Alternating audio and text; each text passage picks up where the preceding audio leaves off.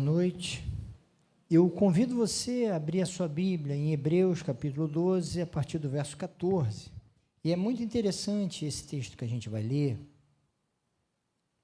porque ele fala sobre uma proposta de uma vida de paz e a possibilidade da emergência, do surgimento de uma vida oposto disso, que ela vai contaminando e produzindo males, né? Desconfortos, rupturas, enfim. Ele faz essa diferenciação. Então, Hebreus capítulo 12, verso 14 diz assim: esforcem-se para viver em paz com todos e para serem santos. Sem santidade ninguém verá o Senhor. Cuidem que ninguém se exclua da graça de Deus e que nenhuma raiz de amargura brote e cause perturbação, contaminando muitos. Que não haja nenhum imoral ou profano como Esaú, que por uma única refeição vendeu os seus direitos de herança como filho mais velho. Como vocês sabem, posteriormente, quando quis herdar a bênção, foi rejeitado. E não teve como alterar a sua decisão, embora buscasse a bênção com lágrimas. Queridos, ele começa dizendo sobre a importância de se buscar a paz com todos. Essa busca pela paz não é aquela atitude do tipo, olha, eu não crio caso, eu tento não perturbar a vida de ninguém. Eu tento ter paz, eu não me envolvo. Não, aqui é um outro ensino, é uma busca ativa pela paz. Não é uma evitação do conflito, é uma busca pela paz. Pode parecer que é a mesma coisa, mas não é. Porque a busca ativa pela paz, ela enfrenta os conflitos. A evitação do conflito para não gerar confusão não é uma busca pela paz, é uma evitação do conflito. Aqui enfrentem os conflitos. Busquem ativamente a paz. Porque nos ambientes que compõem a nossa sociabilidade, o nosso envolvimento de vida, os conflitos estão postos. Basta olhar para a sua família, os conflitos estão postos. E a orientação é que você busque a paz. Com sabedoria, não é instigando conflito, não é imaginando ilusoriamente que vai superar todas as dificuldades, porque isso inexiste, somos seres humanos, pensamos de forma diferente, sempre pensaremos de forma diferente, não há nenhum problema nisso. Teremos modos de resolver os conflitos de forma diferente, estratégias de vida diferentes, somos diferentes, ponto. Agora, a busca pelo enfrentamento dos conflitos, daquilo que diverge, daquilo que separa, em busca da paz, é uma necessidade, é uma proposta que a gente precisa ter na vida. Jesus já tinha falado que bem-aventurados são os pacificadores. Pacificador é aquele que busca a paz. Não é aquele que evita conflito. É aquele que enfrenta conflito. Basta olhar a vida de Jesus. Jesus, ele não fugia dos conflitos, ele enfrentava. Na busca pela paz. Mas ele não fugia do debate. Ele não fugia dos enfrentamentos necessários para a vida. E eu acho que esse é um desafio para mim e para você, de forma geral, porque é cansativo, né, gente? A busca pela paz é cansativa. A vontade que dá é ignorar. A vontade que dá é de passar por cima. E a gente deve fazer isso sim, em muitas situações, do tipo, você está num ônibus, um sujeito é agressivo contigo no ônibus, você vai e fala, não, olha só, não é assim, não sabe nem quem é, não sabe o que o cara está vivendo, você vai criar uma confusão danada, às vezes o cara está violento, você evita o conflito, ali ok, evita o conflito. Agora, no modo de lidar com a sua vida cotidiana, a evitação do conflito vai gerando o quê? Vai gerando uma amargurazinha. Vai gerando uma vontade de não conviver mais. Vai gerando um desejo de não estar mais perto. E é tão interessante tudo isso. E o texto, ele nos incita e ele nos incomoda. Eu fico pensando, eu sou exatamente assim. Eu evito conflito. E eu acho que isso tem um quê de sabedoria no exemplo do ônibus. Mas não se isso marca as relações mais próximas. Porque isso compromete e atrapalha. E ele fala sobre o risco da gente se afastar da graça de Deus e surgir.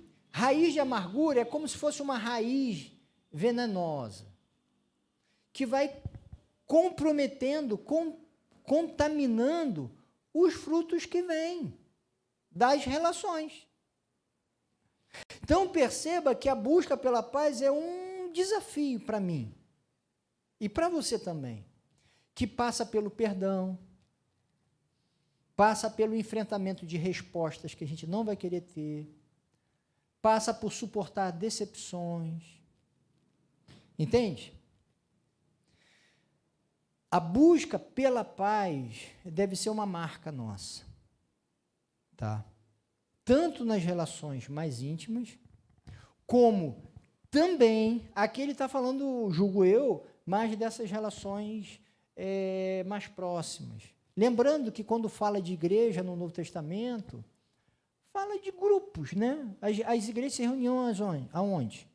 Onde que as igrejas se reuniam? Nas casas. E o texto diz que a igreja é composta majoritariamente por quê? Por pobres. Então, é uma casa de gente simples, que cabe 20 pessoas, 30 pessoas, e olhe lá. E olhe lá. Entende? Então, são comunidades muito pequenininhas, tá? É nesse ambiente de comunidades bem pequenininhas. Então, me parece que é sobre isso que ele está falando aqui. Mas Jesus também falou que a gente deve buscar a paz na sociedade.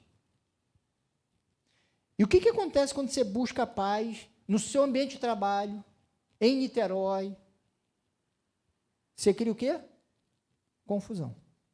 Na busca pela paz, você cria confusão. Mas o cristão é aquele que não foge do conflito. Ou não deveria fugir, né? Do conflito. Na busca pela paz. A não ser quando são questões assim que a sabedoria nos indique que a gente tem que se afastar. Como no exemplo do ônibus e tantos outros mais. Tá? Agora, ao mesmo tempo que a nossa prática deve ser da busca pela paz, igualmente deve ser uma busca pela santidade. Por quê?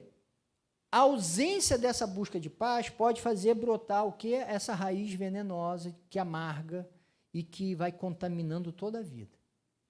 A ausência de santidade, de igual forma, ela nos leva a poder contaminar, a gerar essa raiz que vai contaminar toda a vida.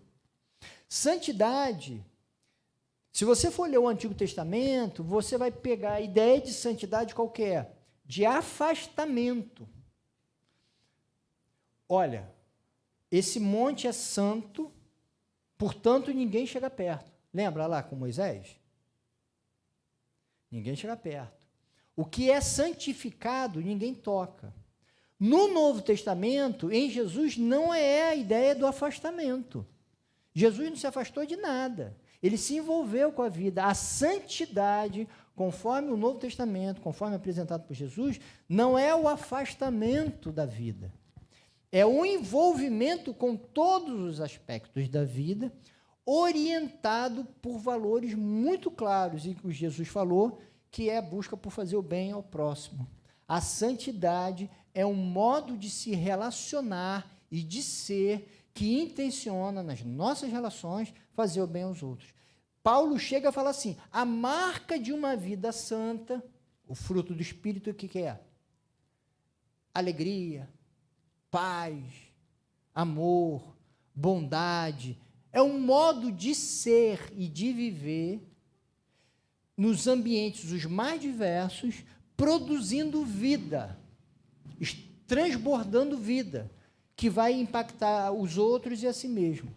Então, a santidade é uma busca por viver de acordo com o desejo de Deus. E que modo é esse que Deus deseja que eu e você vivamos? É uma vida que olhe para as oportunidades da existência, do nosso viver cotidiano, olhar e falar assim, fulano não está bem, o que eu posso fazer para ajudá-lo?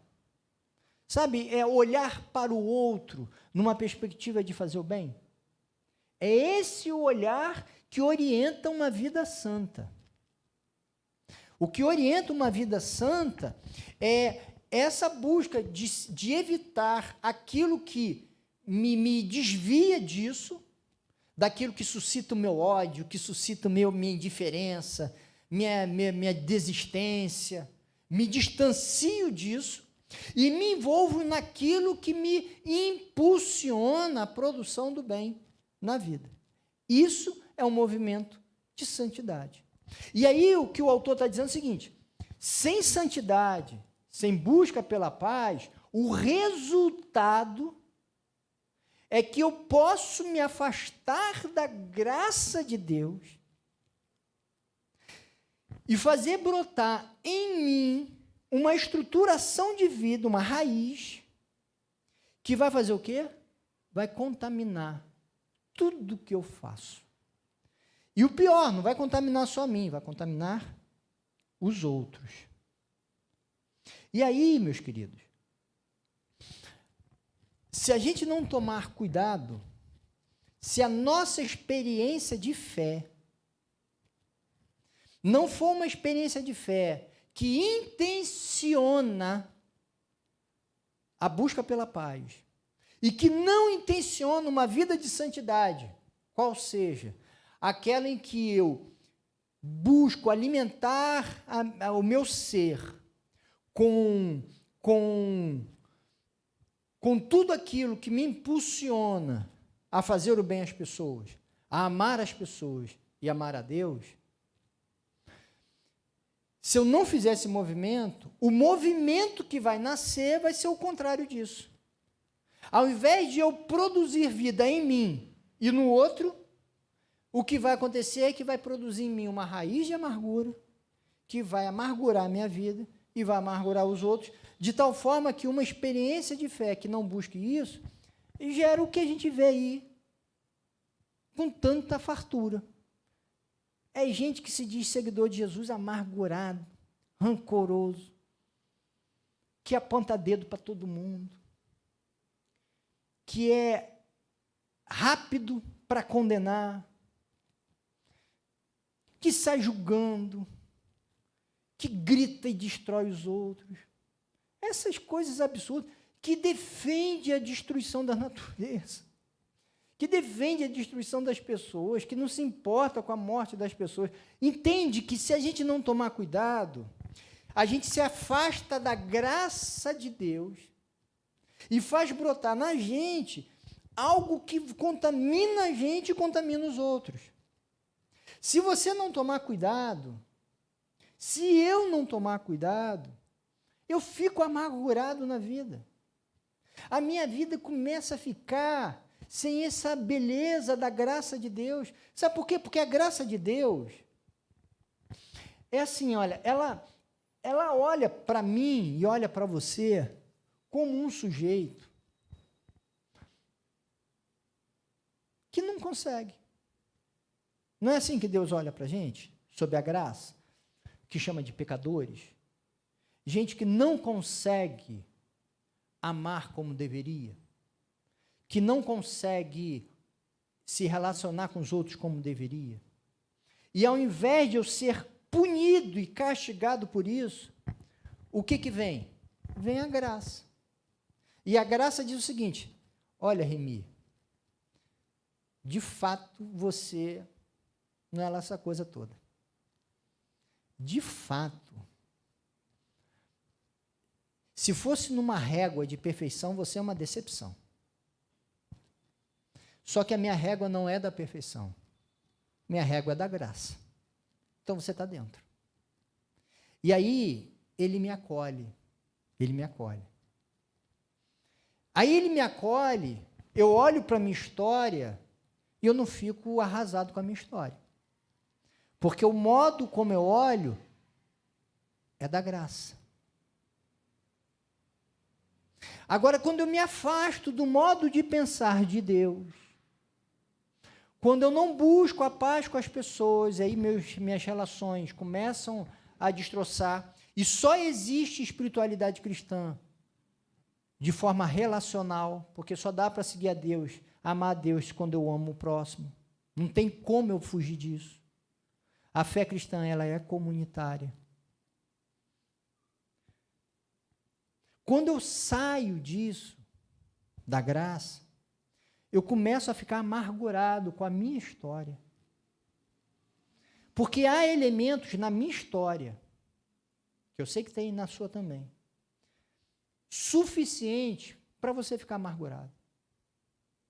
Há elementos suficientes na sua história para você olhar para ela e falar assim, o que deu tão errado nisso? Por que deu errado isso? Porque eu não consegui chegar onde eu poderia chegar. Tem elementos para você ficar amargurado com a sua vida. E essa amargura vem porque você se afastou da graça de Deus. Porque o que você busca não é essa lógica da santidade e da paz com todos, de se pensar, perceber e viver conforme o desejo misericordioso de Deus. E aí, a gente fica amargurado com a nossa história, a gente fica amargurado com a história dos outros que convivem com a gente fica rancoroso, rigoroso com os outros, a gente fica essa postura irrealista, essa postura que ignora a fragilidade de todos nós, e a gente fica aquele sujeito chato, que reclama de tudo. E olha, vou ser muito honesto, motivos para reclamar de tudo, todos temos. Se você quiser reclamar, fecha os olhos, roda e aponta. Para onde você apontar, chegou em qualquer pessoa, você pode ficar aqui uns 10 minutos reclamando. 10 minutos para não gastar muito tempo. Porque se quiser ficar, e se você conhecer o sujeito, se eu rodar e apontar para outros, tudo bem. Se eu parar na Silvéria, eu fico aqui um tempão. E se ela fizer o mesmo, é a mesma coisa. Se ela vai ficar mais tempo ainda se o dedo cair em mim. Porque ela me conhece mais. Dependendo do olhar que te governa, a sua vida vira uma amargura. Dependendo do olhar que te governa, a tua vida fica bonita. E é por isso que o autor fala, cuidado, busquem a paz com todos, é uma postura ativa, é um modo de desejar a vida. Entende? Porque a vida que está voltada só para si, ela não é suficiente. Na lógica apresentada pelo Evangelho, a vida que ganha sentido é aquela que olha para os outros querendo o bem dos outros. E acontece algo. Quando eu busco o bem dos outros, eu fico bem. Quando eu fico lutando pelo meu bem, eu fico mal. Na lógica do Evangelho é essa. A lógica do Evangelho é essa. Por isso que é uma busca ativa pela paz e uma busca ativa pela santidade. Esse olhar de amor para si e para o mundo, essa busca de fazer o bem a si e aos outros. Santidade é isso. Iluminado e orientado por Deus. Se eu não fizer isso, eu corro o risco de me afastar da graça de Deus e ficar nessa estruturação que contamina a minha vida e, contaminando a mim, eu viro uma contaminação para os outros. E aí ele dá o exemplo do Esaú. Jacó também não é um bom exemplo não, tá, gente? Jacó não é um bom exemplo, mas Esaú foi um sujeito que desprezou o que tinha.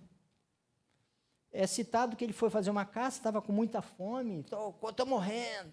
E aí o Jacó, espertamente não, porque o esperto é uma palavra positiva. O que Jacó fez não foi positivo. Ele usou aquilo ali para pegar o direito da primogenitura de Esaú e falou, se você me der a primogenitura, eu te dou esse prato de lentilha. E Esaú, de uma forma leviana, com o que tinha, entrega. E aí depois se arrepende, mas já perdeu. Aquela bênção ele perdeu, ele podia ter outras, e teve outras, mas aquela perdeu. Na vida da gente, a gente vai perdendo coisas na vida. Uma delas, e a principal delas, é o tempo. Já estamos em outubro. Já perdemos todo esse ano praticamente, né? Perdemos porque passou.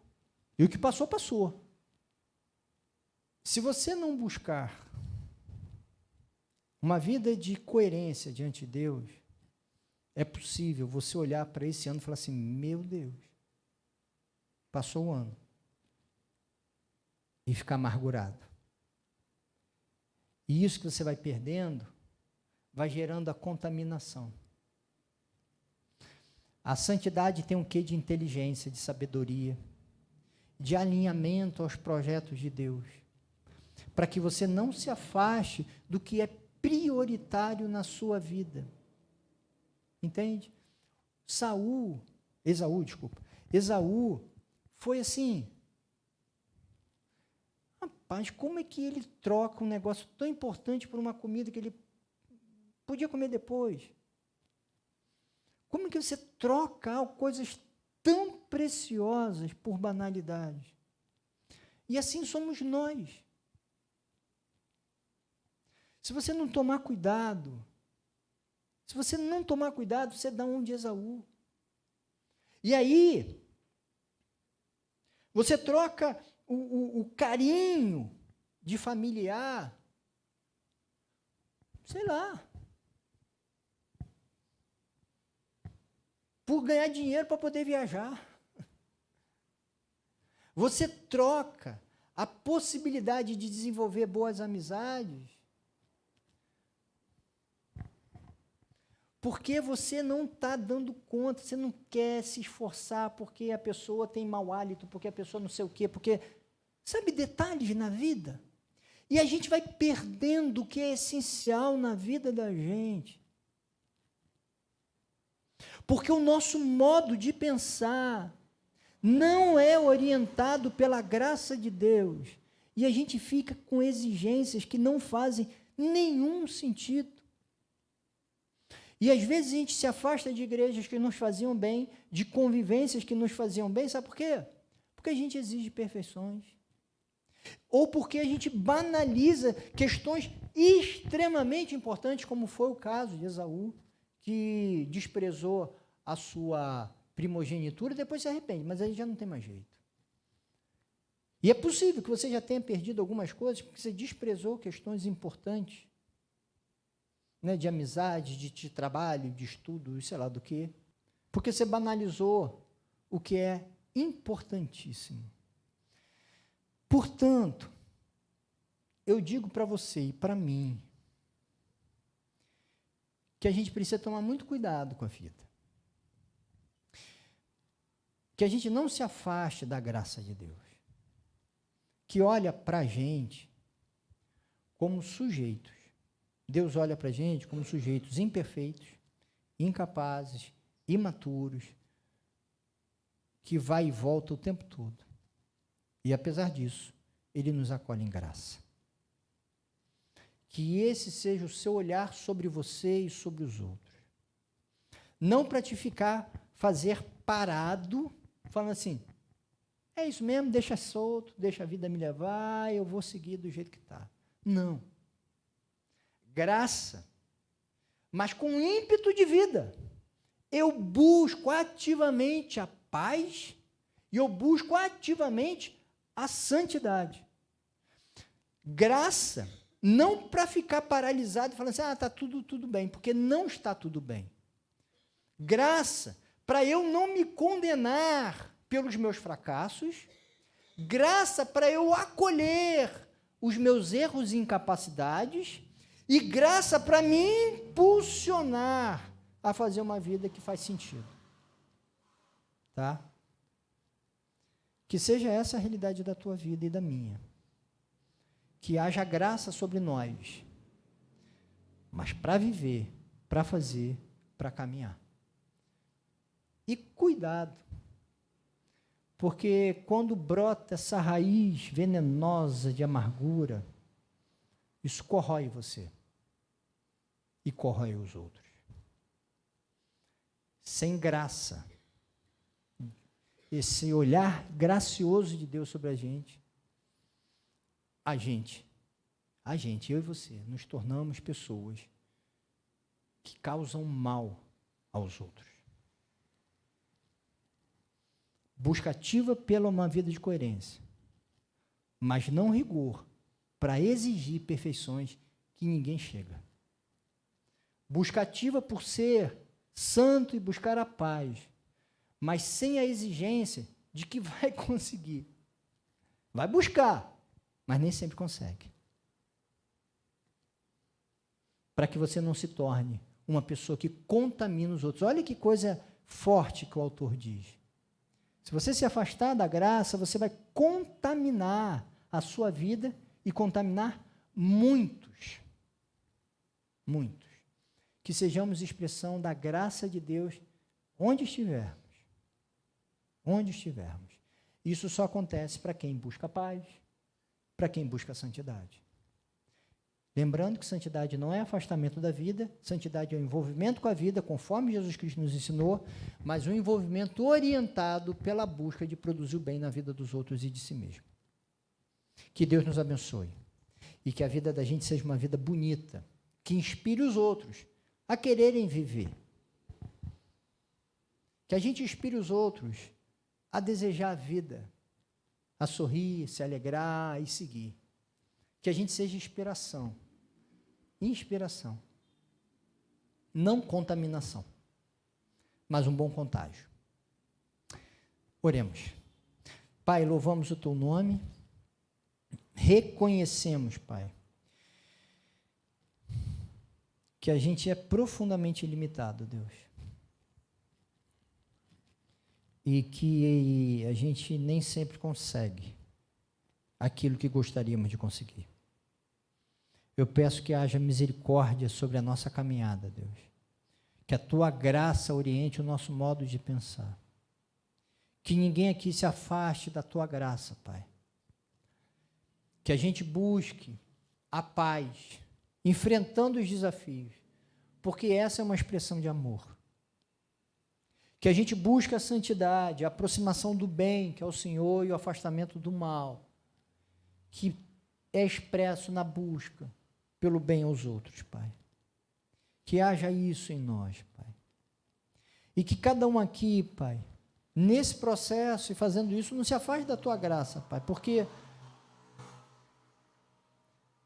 a gente precisa de paz na alma, Pai. A gente precisa de alegria para sorrir e para enfrentar os desafios da vida, Pai. A gente precisa ser amado e amar para ter boa gente perto da gente. A gente não consegue viver sozinho, Pai. Pai, eu peço que o Senhor dê sabedoria e muito amor a cada um aqui, Pai, para construir boas amizades, para construir boas histórias, para ajudar os outros à luz da tua graça, Pai. Não sob a marca da cobrança e de exigências, mas de quem doa, porque tem para dar, porque recebeu do Senhor. Que seja assim em nós, Pai, que a gente consiga produzir e dar para os outros paz, amor, alegria, porque a gente tem recebido do Senhor. Abençoe cada um, Pai, e nos ajude, porque o Senhor sabe muito bem como nós somos rigorosos, exigentes, distantes da tua graça com nós mesmos e com os outros. Mas que isso tenha fim, Pai, ou pelo menos diminua intensamente, Pai. Ajude cada um de nós nesse processo que é tão difícil. Que seja o Senhor a governar o nosso olhar sobre nós e sobre os outros, Pai. Abençoe cada um em nome de Jesus, Pai. Amém, Deus.